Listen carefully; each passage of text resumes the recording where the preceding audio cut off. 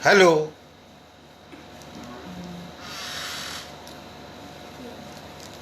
Hello.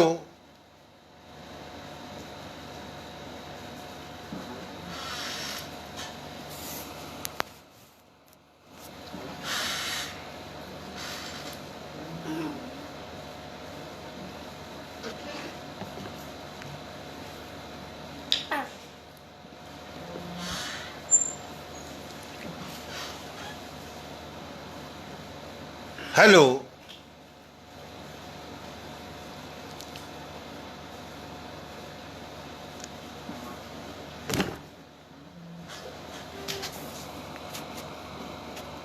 ये तो मेरे फेवरेट है।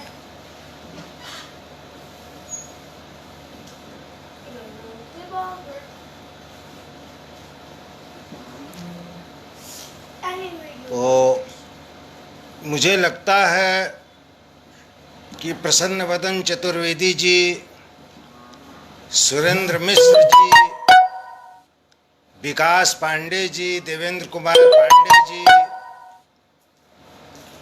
आप सब लोग आ गए हैं। कंचन लता चतुर्वेदी जी भी हैं।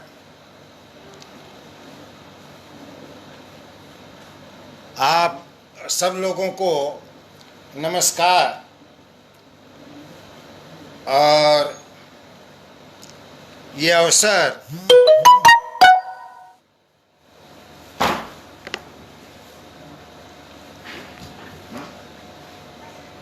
अच्छा है। शाश्वत संस्कृति मंच की ओर से प्रसन्न वदन चतुर्वेदी जी और उनके साथी काशी में ये जो कोरोना युग है, इस कविता पढ़ने की बात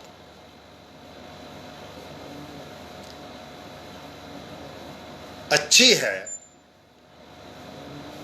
और इस मायने में वो ज़्यादा अच्छी है कि हमारी जो भारतीय काव्य परंपरा है वह वाचिक ही रही है। और भारतीय काव्य परंपरा ही नहीं, विश्व की जो काव्य परंपरा है वो अपने शुरुआत में वाचिक ही रही है, क्योंकि प्रेस और छापे खाने तो थे नहीं। इसलिए कविता की वाचिक परंपरा को ख़त्म नहीं किया जा सकता है। और जो लोग केवल कविता को पाठ्य होने की बात, कविता केवल पढ़ने की बात कहते हैं, मेरे ख्याल से वो अतिबौद्धिकतावाद का या कुछ ऐसा करते हैं जो कविता को गद्य बनाने की ओर उन्मुख करता है। कविता पढ़ने और सुनने सुनाने दोनों की चीज़ है। और जब सुनने सुनाने की बात आती है तो निश्चित रूप से जो छांदस कविता होती है, छंदों में लिखी गई कविता होती है, गीत है, गज़ल है, दोहा है, ये जो विधा है, इस विधा में लिखी गई जो बात होती है वो हमारे भीतर पहुंचती है, हमारे मन के अंदर पहुंचती है, हमारे मन में जा कर के बैठती है। क्योंकि संवेदना, जिसको अंग्रेजी में सेंसेशन कहते हैं, जिसमें स्फुरण होता है, वह तब तक जब तक मन में जा कर के कोई बात बैठती नहीं है, चुभती नहीं है, लगती नहीं है, तो सेंसेशन नहीं होता है। इसलिए कविता सुनने सुनाने की भी चीज़ है और उसे करना चाहिए। आइए हम विशेष रूप से वक्तव्य नहीं देंगे और सीधे हम आप कविता से, गीत से जुड़ें।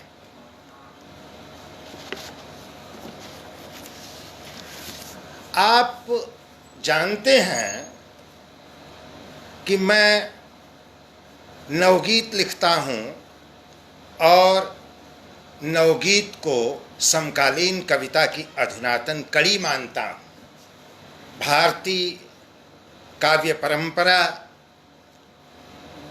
का विकास मानता हूँ। इसलिए मैं ये मानता हूँ कि गीत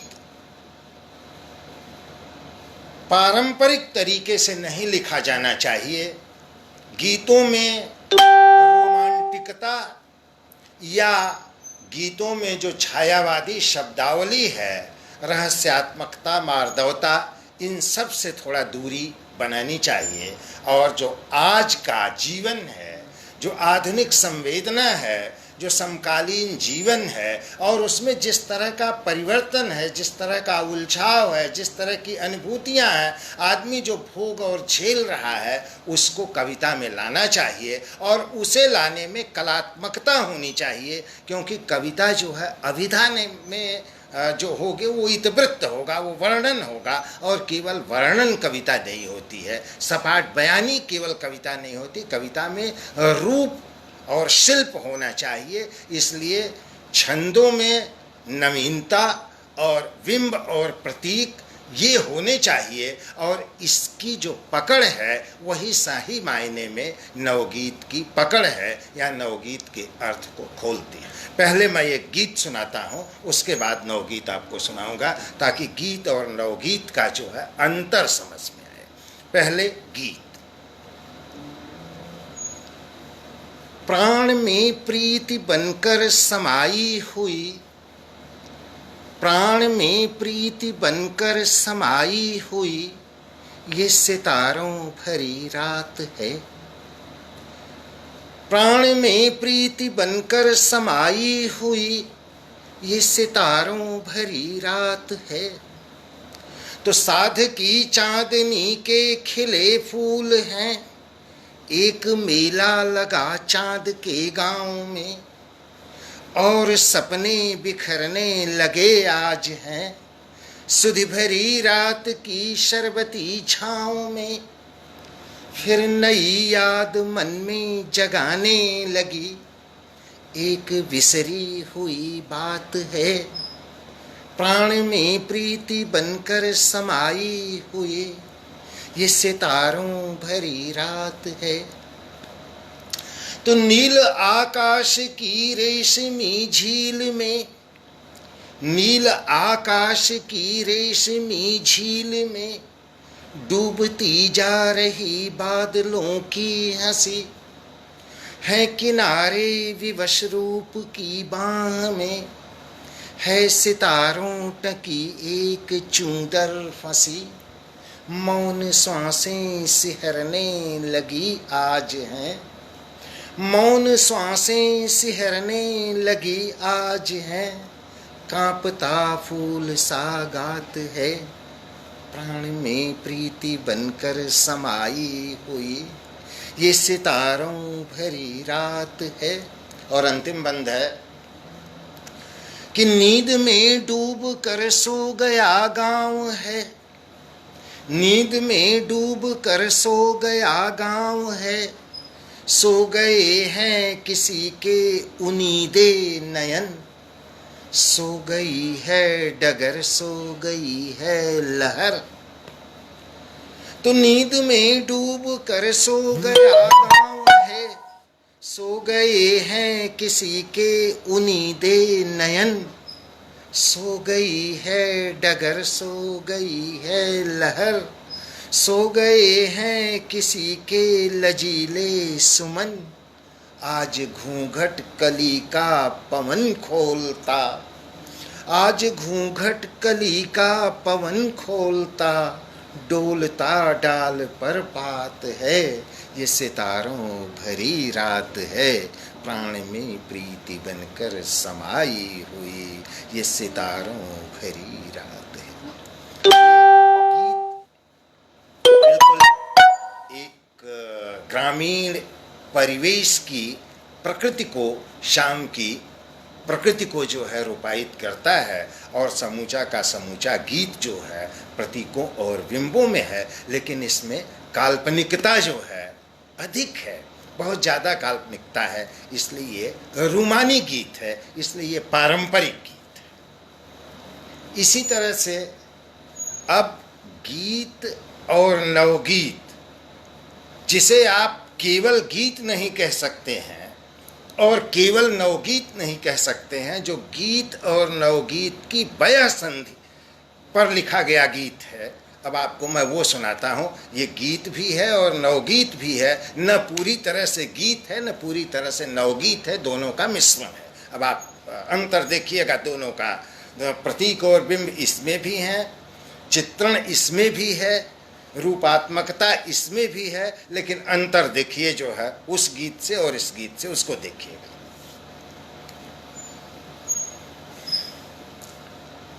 भटके विश्वासों से क्यों न मुख मोड़ लो, भटके विश्वासों से क्यों न मुख मोड़ लो, एक फूल सुधियों का निर्मम बन तोड़।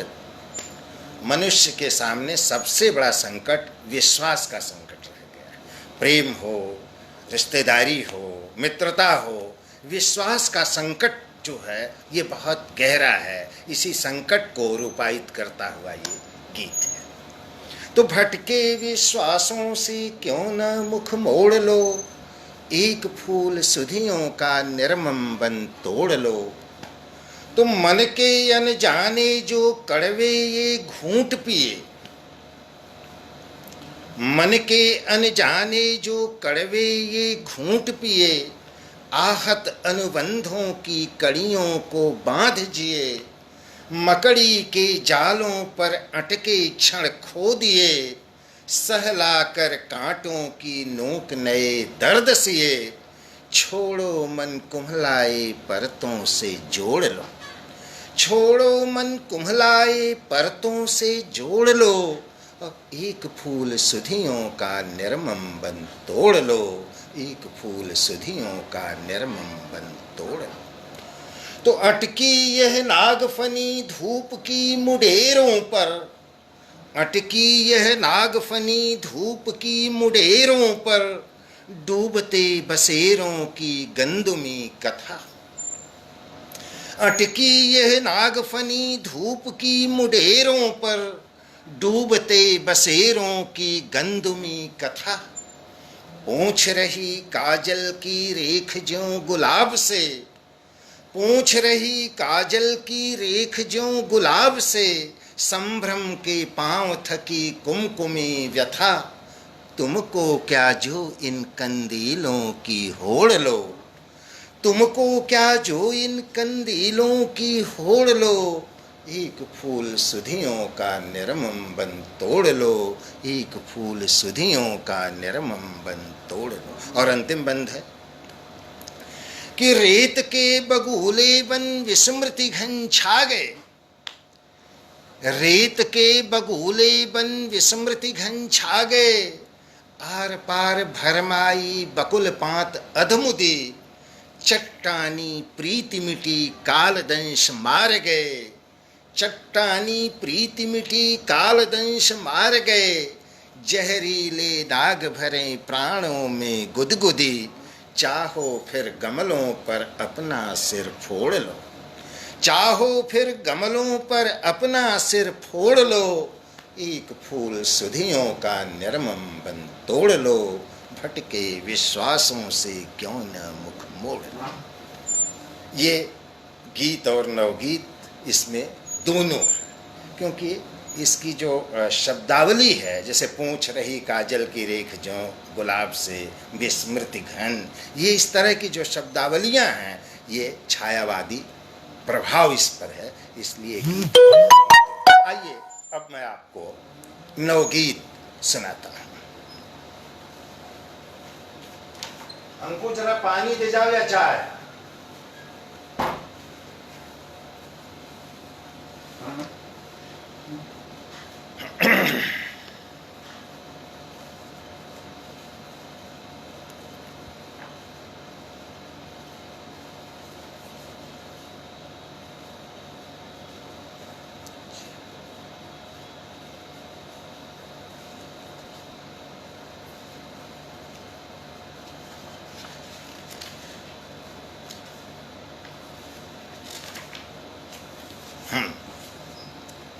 आप देखिए, जिंदगी का एक चित्र है इस गीत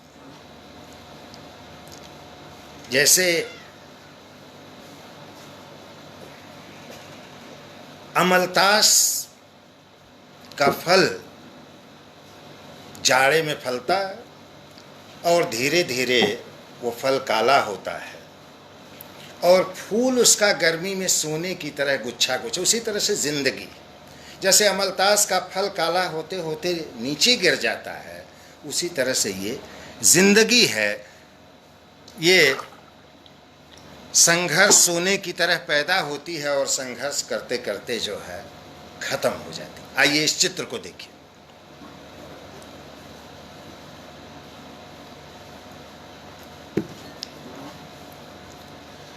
धूप की आग में सोन गुच्छों तपी, धूप की आग में सोन गुच्छों तपी, फल अमलतास का हो गई जिंदगी। धूप की आग में सोन गुच्छों तपी, फल अमलतास का हो गई जिंदगी। तो रात की इन सुरंगों में गुम रास्ता, रात की इन सुरंगों में गुम रास्ता, है कहाँ तक सफर यह न मैं जानता। पृष्ठ दर पृष्ठ खुद को उलटती हुई, चंद्रकांता कथा हो गई जिंदगी, चंद्रकांता कथा हो गई जिंदगी। एक कहावत है कि एक बाबा जी और एक चेला नदी के किनारे खड़े थे और नदी में कोई काली चीज बह रही थी। चेला ने कहा, बाबा कंबल है, मैं जाके पकड़ लेता हूँ। नदी में कूद गया और जब वो कंबल के पास पहुंचा तो बाबा जी ने देखा कि कंबल और चेला दोनों एक दूसरे से लिपट के नदी में बह रहे हैं। बाबा ने कहा कि बेटा कंबल छोड़ दो, चले आओ।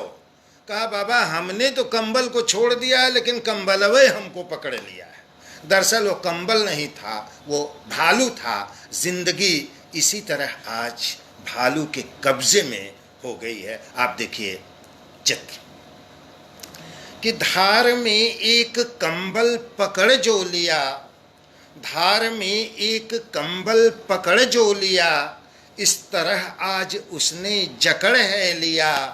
बाह में टूटती छटपटाती हुई, बाह में टूटती छटपटाती हुई, रीछ का पाश अब हो गई जिंदगी, फल अमलतास का हो गई जिंदगी। इस बंध में पूरी की पूरी सभ्यता आपको आदिम समाज से लेकर के अब तक की सभ्यता को इस बंध में बांधा गया है। आप देखिए कि जंगलों या गुफाओं में रहती हुई, जंगलों या गुफाओं में रहती हुई, पेड़ की छाल से देह ढकती हुई, यंत्र मानव सदी तक पहुंचती हुई। आज हम रोबोट सदी में पहुंच गए। यंत्र मानव सदी तक पहुंचती हुई, त्रास विज्ञान का हो गई जिंदगी, त्रास विज्ञान का हो गई जिंदगी, फल अमलतास का हो गई जिंदगी। और जीवन में कहीं कोई अनुशासन नहीं रह गया है। प्रतीकों के माध्यम से इस बंध को देखिए कि बत्तियां लाल पीली मिथक हो गईं, बत्तियां लाल पीली मिथक हो गईं, गाड़ियां मौत की तेज हो बढ़ गईं, मील के पत्थरों को उलटती हुई, मील के पत्थरों को उलटती हुई, कारवां लाश का हो गई जिंदगी, फल अमलतास का हो गई जिंदगी, फल अमलतास का हो गई जिंदगी। एक गीत आप देखिए, आज का जो बुद्धिजीवी है उसकी कथनी और करनी में किस तरह का अंतर हो गया है।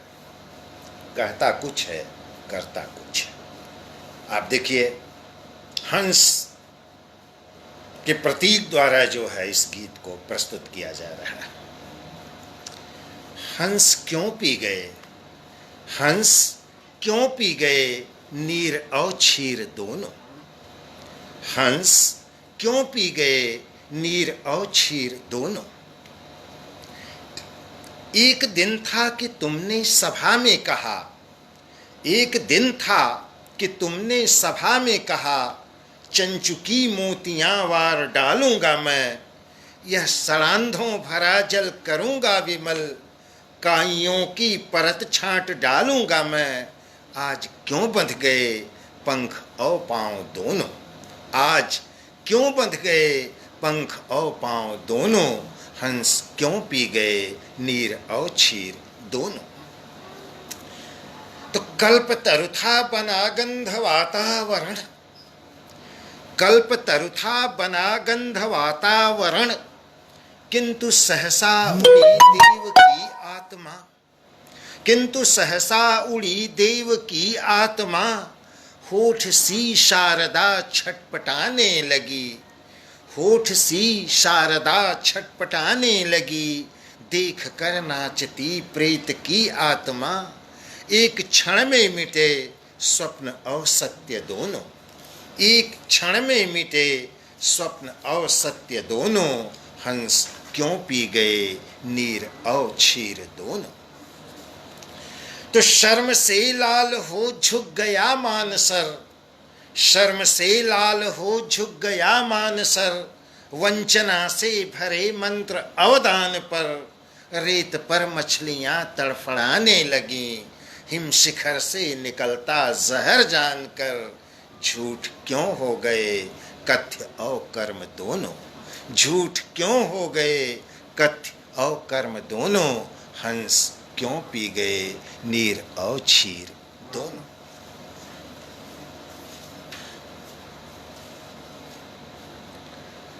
आपको एक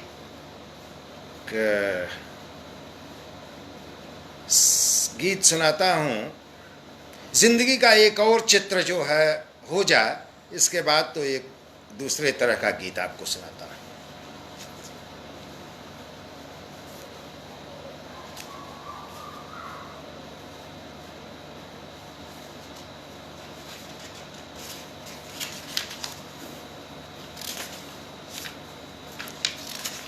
ये देखिए, जिंदगी का यह एक और चित्र है, इसको देखिए।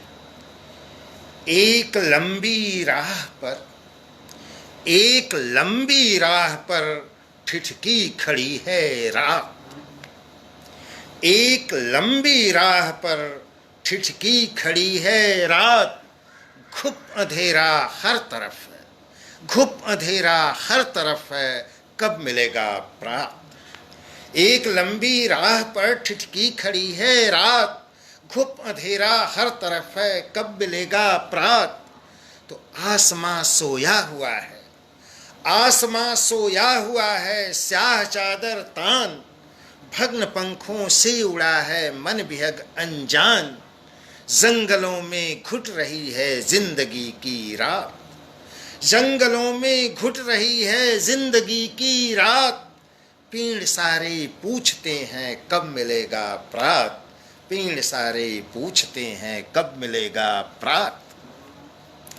तो डाल से फंदा लटकता, डाल से फंदा लटकता, फिर लटकती लाश, फिर भटकती है हवा में रूह अपने पास, कब्रगाहों में दबी है जिंदगी की रात, कब्रगाहों में दबी है जिंदगी की रात, मौत हंसकर पूछती है कब मिलेगा प्रात, मौत हंसकर पूछती है कब मिलेगा प्रात। तो फट रहा ज्वालामुखी है, फट रहा ज्वालामुखी है, आग बोती राख, बस धुएं के चित्र सारे और फूटी आंख, फट रहा ज्वालामुखी है, आग बोती राख, बस धुएं के चित्र सारे और फूटी आंख, है सुरंगों में सुलगती जिंदगी की रात, है सुरंगों में सुलगती जिंदगी की रात, प्रलय हंसकर पूछती है कब मिलेगा प्रात, कब मिलेगा प्रात। और अंतिम बंद है कि दब गई धरती यहाँ पर खो गए अरमान, दब गई धरती यहाँ पर खो गए अरमान, आंधियां बहने लगी हैं बर्फ की मनमान, हिम शिखर सी जम गई है, हिम शिखर सी जम गई है जिंदगी की रात, झील सहमी पूछती है कब मिलेगा रात, झील सहमी पूछती है कब मिलेगा रात।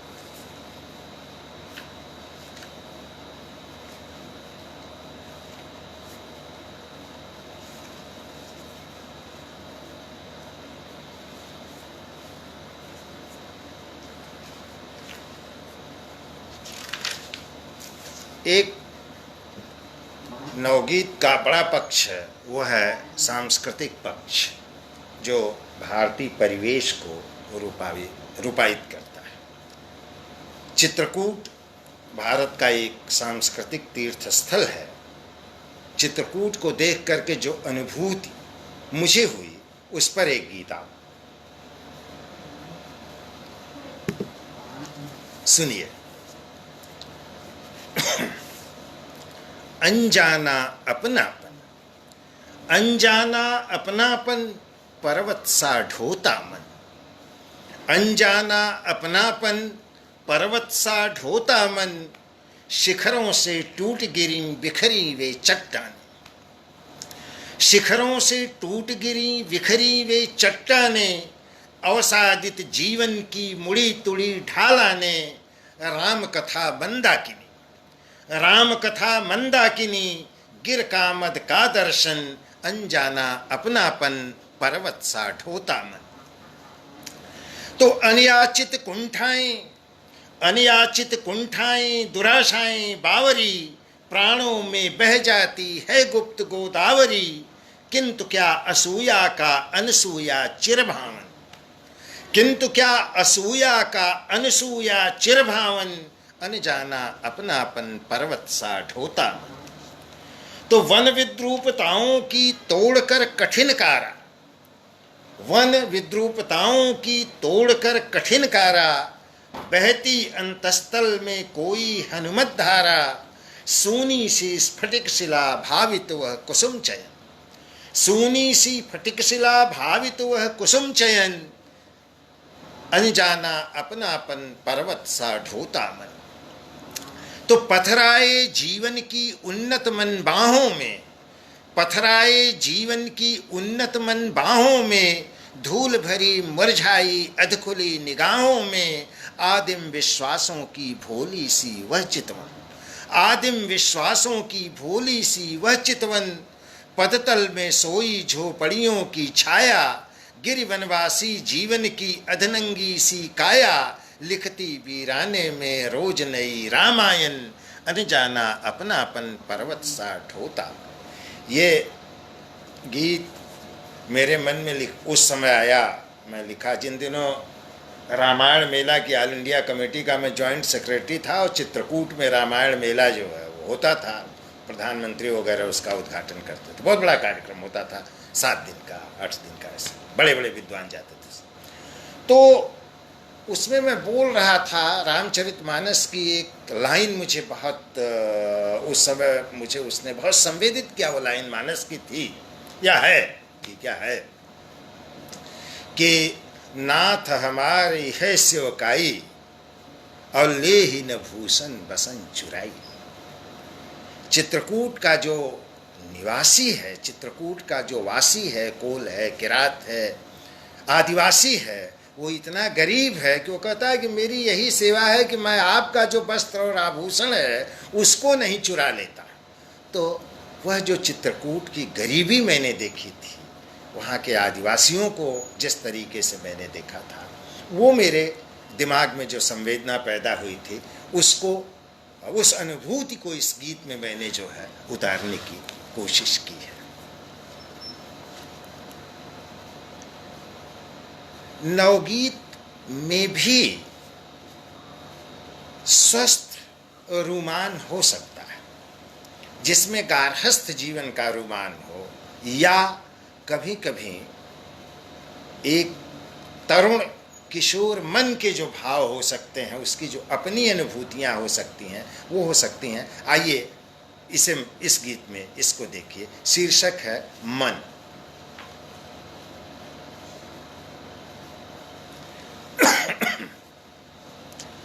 बाहों में बादल भरता, बाहों में बादल भरता, मन मेरा है आवारा। बाहों में बादल भरता, मन मेरा है आवारा। हिमालय पर कभी चढ़कर चमकती बर्फ पर सोता, हिमालय पर कभी चढ़कर चमकती बर्फ पर सोता। शबनमी घाटियों में वह कभी मिलता कभी खोता।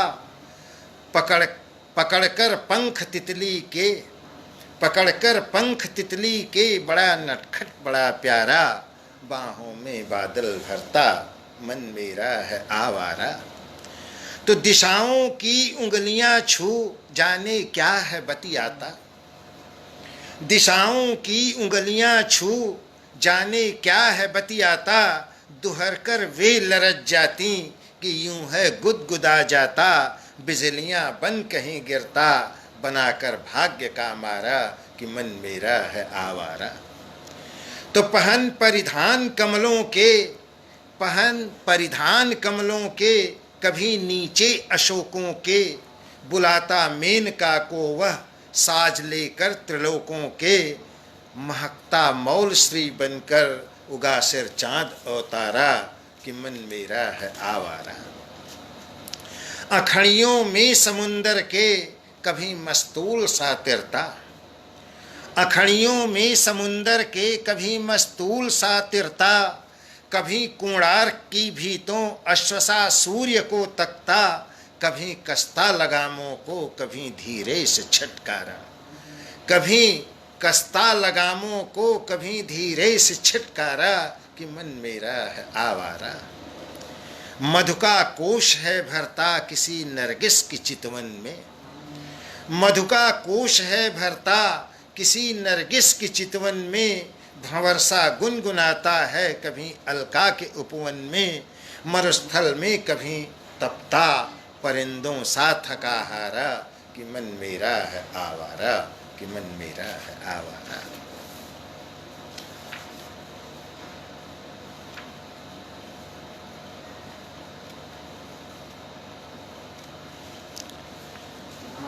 एक गीत देखिए, गीत का शीर्षक है बंजारा। बिन सिर की डेरे वाला हूं, बिन सिर की डेरे वाला हूं बंजारा। बिन सिर की डेरे वाला हूं बंजारा। पाँवों के चिन्ह बनाता हूं, धरती पर चलता जाता हूं। अनगिन नदियां सागर मिलते संग संग बहता जाता हूं। बिन महल अटारी वाला हूं बंजारा हूं, बिन महल अटारी वाला हूं बंजारा। तो है दीवार दिशाओं की होती, है दीवार दिशाओं की होती। आकाश अर्श बन जाता है, बिन खिड़की चौकट पल्लों के आशियां बनाया जाता है। बिन सांकल ताले वाला हूँ, बिन सांकल ताले वाला हूँ बंजारा हूँ। बिन सिर की डेरे वाला हूँ बंजारा। तो घर में मेरे बसती राधा, घर में मेरे बसती राधा। बांसुरी बजाते कांधा है, मुझ में बसती आधी गौरी। शिव भोले बसते आधा है। बिन भीतर बाहर वाला हूँ, बिन भीतर बाहर वाला हूँ बंजारा हूँ। बिन सिर की डेरे वाला हूँ बंजारा हूँ। तो खुशियों के गीत सुनाता हूँ, खुशियों के गीत सुनाता हूँ। अंबर की धूप लुटाता हूँ, चंदा सूरज कांधे लाते नभ को चुनरी पहनाता हूँ। तो खुशियों के गीत सुनाता हूँ, अंबर की धूप लुटाता हूँ। चंदा सूरज को कांधे, चंदा सूरज कांधे लाते नभ को चुनरी पहनाता हूँ। बिन खेती बारी वाला हूँ बंजारा हूँ, बिन सिर की डेरे वाला हूँ बंजारा। तो परियों के घुंघरू बादल में, परियों के घुंघरू बादल में छम छम बजते मैं सुनता हूँ। परियों के घुंघरू बादल में छम छम बजते मैं सुनता हूँ। झरनों के दुधिया फेनों में तारों के मोती चुनता हूँ। बिन बाजे गाजे वाला हूँ, बिन बाजे गाजे वाला हूँ, बंजारा हूँ, बिन सिर की डेरे वाला हूँ, बंजारा। तो फूलों कांटों तस्वीरों में, फूलों कांटों तस्वीरों में यह रूप रंग सब मेरा है। इस श्रेष्ठ कला की दीर्घा में मेरा ही बना बसेरा है। बिन ईंटे पाथर वाला हूँ, बंजारा हूँ, बिन ईंटे पाथर वाला हूँ, बंजारा हूँ, बिन सिर की डेरे वाला हूँ, बंजारा हूँ। और अंतिम बंद, ध्यान दीजिए इस पर। मैं सबका होकर रहता हूँ, मैं सबका होकर रहता हूँ, रह रह कर सबसे मिलता हूँ। चांदी सोने के मुकुट बिना मैं कालयान पर चलता हूँ। बिन हाथी घोड़े वाला हूँ, बिन हाथी घोड़े वाला हूँ, बंजारा हूँ, बिन सिर की डेरे वाला हूँ, बंजारा। क्या बज गया भाई?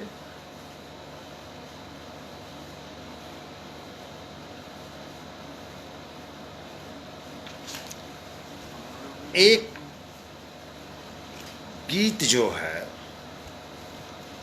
ये गीत लिखा तो गया है 18 सितंबर 2014।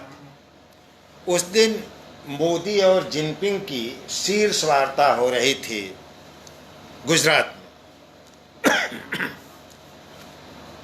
प्रसंग उसी तरह का है। डोकलाम में उस समय भी चीन की सेना थी। देखिए उस समय का लिखा हुआ ये गीत। शीर्षक है तनिक देखना जिनपिंग जी, धीरे चलना मोदी जी, धीरे चलना मोदी जी, राहों में धोखे हैं। धीरे चलना मोदी जी, राहों में धोखे हैं। सोने की मुस्कानों में जहरीली धारा है। ह्वांग हो सिक्यांग का पूरा पानी खारा है। चाऊ जैसे जिनपिंग भी बातों में चोखे हैं। चाऊ जैसे जिनपिंग भी बातों में चोखे हैं। धीरे चलना मोदी जी, राहों में धोखे हैं। उस समय चुमार में जो है चीन की सेना थी, तो बापू की माला पहन, उन्होंने साबरमती में बापू की माला पहनी थी जिनपिंग ने। बापू की माला पहन वे चुमार घेरे हैं। अरुणाचल में गड़े हुए इनके ही डेरे हैं। और उस समय उनकी पत्नी आई थी पेंग, बहुत अच्छी गायिका है वो चीन की। तो मधुर सुर पेंग रानी के गीत भी अनोखे हैं। धीरे चलना मोदी जी, राहों में धोखे हैं। सीमा शांति सुरक्षा जैसे मसले बहुत अहम हैं। सीमा शांति सुरक्षा जैसे मसले बहुत अहम हैं। स्थिर क्या व्यापार रहेगा जब तक नीति विषम है। तनिक देखना जिनपिंग जी, संशय खड़ा झरोखे है। धीरे चलना मोदी जी, राहों में धोखे हैं। सुलझानी होगी पहले अटल नियंत्रण रेखा। सुलझानी होगी पहले अटल नियंत्रण रेखा। झुठलाना मत नक्शे को, बदल न सकती लेखा। पंचशील पढ़ना फिर से, अनुभव के मौके हैं। धीरे चलना मोदी जी, राहों में धोखे। और एक गीत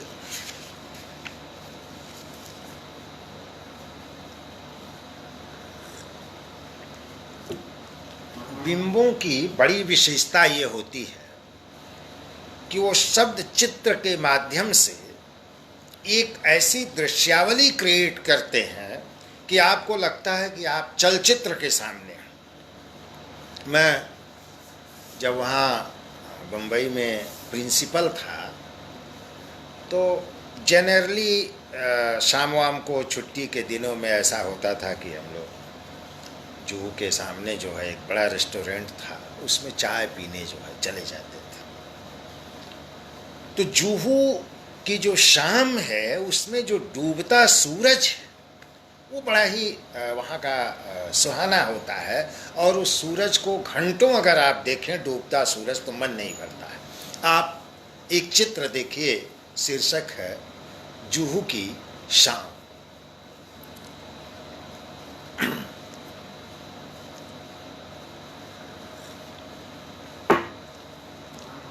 अनगिन चित्रों में रंग भरती, अनगिन चित्रों में रंग भरती यह जुहू की शाम। अनगिन चित्रों में रंग भरती यह जुहू की शाम।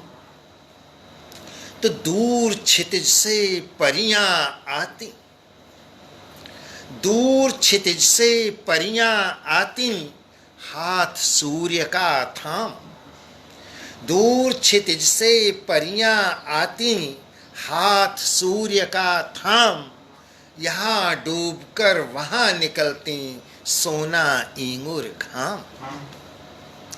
दूर क्षितिज से परियां आती हाथ सूर्य का थाम। यहाँ डूबकर वहाँ निकलती सोना इंगुर घाम।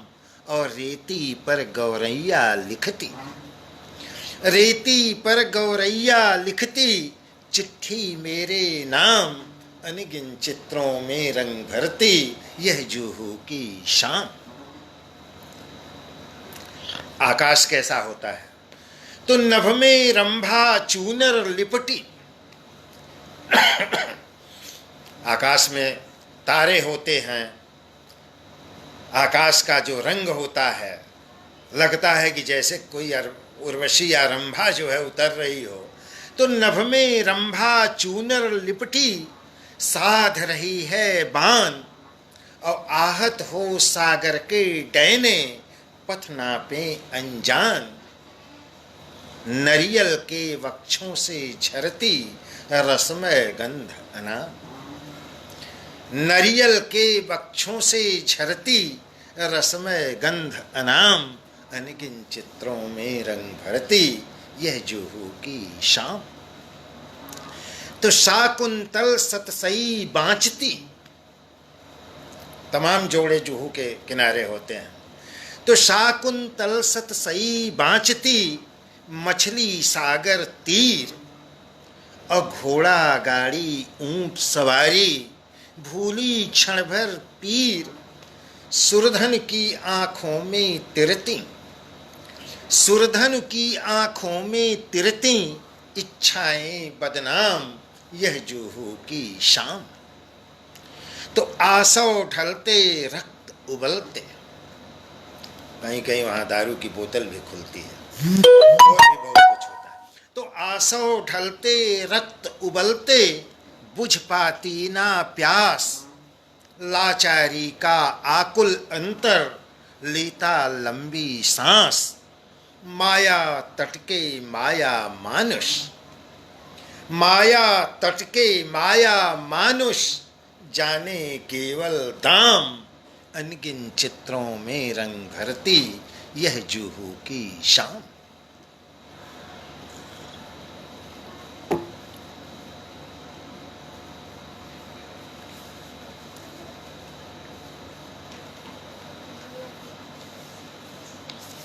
क्या बच गया? जरा मम्मी से पूछ के बताना मुझे।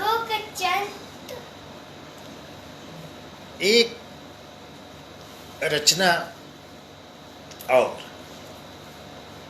ये रचना अक्सर हम किसी के जन्म दिवस में जाते हैं, उपहार देते हैं उसको। और कभी कभी जब आदमी दूर होता है, बहुत दूर होता है, और किसी का जन्म दिवस हो तो वो क्या अनुभूति होती है, किस तरह की अनुभूति होती है। आइए, बहुत से हमारे शिष्या बहुत से लोगों के जन्मदिन आते रहते हैं। किसी के जन्मदिन पर ये रचना मैंने लिखी थी, वो सुना रहा। ये बताओ, एक मिनट बाद में, चलो। तुम्हारा जन्म दिवस हल्दी रोली कुमकुम भेजूं, हल्दी रोली कुमकुम भेजूं, बांधूं बंधन वार। हल्दी रोली कुमकुम भेजूं, बांधूं बंधन वार, और तेरे जन्म दिवस पर भेजूं सुधियों का त्योहार। हल्दी रोली कुमकुम भेजूं, बांधूं बंधन वार, तेरे जन्म दिवस पर भेजूं सुधियों का त्योहार। तो संदल वन से उठी हवाएं देती हैं पैगाम, हार न जानो जीत न जानो यात्रा है अविराम। तो आंगन फूले चांदनी, आंगन फूले चांदनी, द्वारे पर कचनार, धरती से अंबर तक भेजूं तारों का उपहार। तेरे जन्म दिवस पर भेजूं सुधियों का त्योहार। तो नदियां सूनी झीलें सूनी, नदियां सूनी झीलें सूनी, सून तलैया ताल, और सूरज सूरज टेर रहा है कमल दलों का नाल। एक जन्म क्या 7 जन्म तक करना इनसे प्यार। एक जन्म क्या 7 जन्म तक इनसे करना प्यार। नाव कभी ना रुकने पाए सदा चले पतवार। तेरे जन्म दिवस पर भेजूं सुधियों का त्योहार। तो गुलमुहरों से आग गिरे तो, गुलमुहरों से आग गिरे तो, ले बबूल की छांव, नोक नोक कांटों पर चलना चिन्ह बनेगे पांव। अक्षत भेजूं दुर्वा भेजूं, अक्षत भेजूं दुर्वा भेजूं, भेजूं प्यार दुलार। सागर की सीपी में भेजूं, भेजूं मुक्ताहार। हल्दी रोली कुमकुम भेजूं, बांधूं बंधन वार। तेरे जन्म दिवस पर भेजूं सुधियों का त्योहार, सुधियों का त्योहार।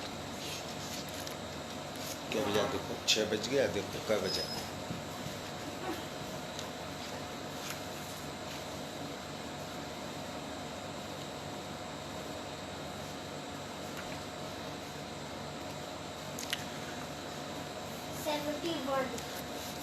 और एक जो है अंतिम गीत अब आपको मैं सुनाऊंगा। एक मिनट, कौन सा? ये जो समय है, लॉकडाउन रहा, अनलॉक हुआ, जगह जगह पूरे विश्व के लॉकडाउन में क्या स्थिति रही, एक गीत जो है वो आपको सुना रहा हूँ। एक से बाबा देखा, तुम्हारे मोबाइल पे भी पापा कर दिए, और दादा तुम्हारे मोबाइल में भी मेरा जोका का भेजे है, सुपर है ना बाबा? मैं बोल रहा था मैं 50-50 किलोमीटर की दूर मसूर हो गया हूँ।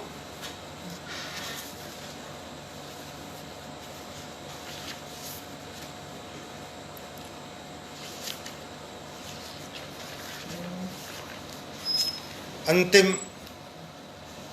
गीत मैं सुना रहा हूँ, आप ध्यान दें। वर्तमान परिवेश को लेकर के ये गीत। पास आना मना, पास आना मना, दूर जाना मना। पास आना मना, दूर जाना मना, जिंदगी का सफर कैद खाना बना। पास आना मना, दूर जाना मना, जिंदगी का सफर कैद खाना बना। चुप्पियों की परत चीरती जा रही, चुप्पियों की परत चीरती जा रही चीख चीत्कार बेइंतहा दूर तक पत्थरों के बुतों में बदलने लगे सांस लेते हुए, पत्थरों के बुतों में बदलने लगे सांस लेते हुए सब मकां दूर तक। भाग कर आ गए हम जहां उस जगह, भाग कर आ गए हम जहां उस जगह, तड़फड़ाना मना, छटपटाना मना, सोचना और आंसू बहाना मना। तो पट्टियों की तरह जो बंधी जख्म पर, पट्टियों की तरह जो बंधी जख्म पर रोशनी मौत की लोरियां गा रही, पट्टियों की तरह जो बंधी जख्म पर रोशनी मौत की लोरियां गा रही। अब दबे पांव तीखी हवा जिस्म पर आग का सुर्ख मरहम लगा जा रही। इस बिना नाम के अजनबी देश में, इस बिना नाम के अजनबी देश में सिर उठाना मना, सिर झुकाना मना। इस बिना नाम के अजनबी देश में सिर उठाना मना, सिर झुकाना मना, देखना और आंखें मिलाना मना, देखना और आंखें मिलाना मना। तो आंख अंधी हुई धूल से धुंध से, आंख अंधी हुई धूल से धुंध से, शोर में डूबकर कान बहरे हुए, कोयले के हुए पीण जो थे हरे, राख के फूल पीले सुनहरे हुए। हुक्मरां वक्त की यह मुनादी फिरी, हुक्मरां वक्त की यह मुनादी फिरी, मुस्कुराना मना खिलखिलाना मना, मुस्कुराना मना खिलखिलाना मना, धूप में चांदनी में नहाना मना। तो भूमि के गर्भ में आग जो थी लगी, भूमि के गर्भ में आग जो थी लगी, अब लपट बन उभर सामने आ गई। घाटियों में उठी गैस की आंधियां, पर्वतों पर धुएं की घटा छा गई। हर तरफ दिखती है टंगी तख्तियां, हर तरफ दिखती हैं टंगी तख्तियां। आग का क्षेत्र है घर बनाना मना, बांसुरी और मादल बजाना मना, पास आना मना, दूर जाना मना, जिंदगी का सफर कैद खाना। मैं समझता हूँ कि आधा घंटा हो गया होगा, और मुझे आप लोगों से विदा लेना और नमस्कार करना चाहिए। इस काव्य संध्या में बहुत से स्वनामधन्य लोगों ने अपनी उपस्थिति दर्ज कराई। महेंद्र अलंकार जी हैं, प्रसन्न वदन चतुर्वेदी हैं, कंचन लता चतुर्वेदी हैं, और दूर दूर से भी लोग जुड़े हुए हैं।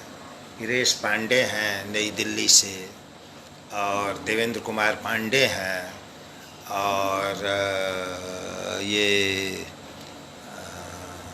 बहुत से इस तरह के मित्र जो है इसमें जुटे हुए हैं।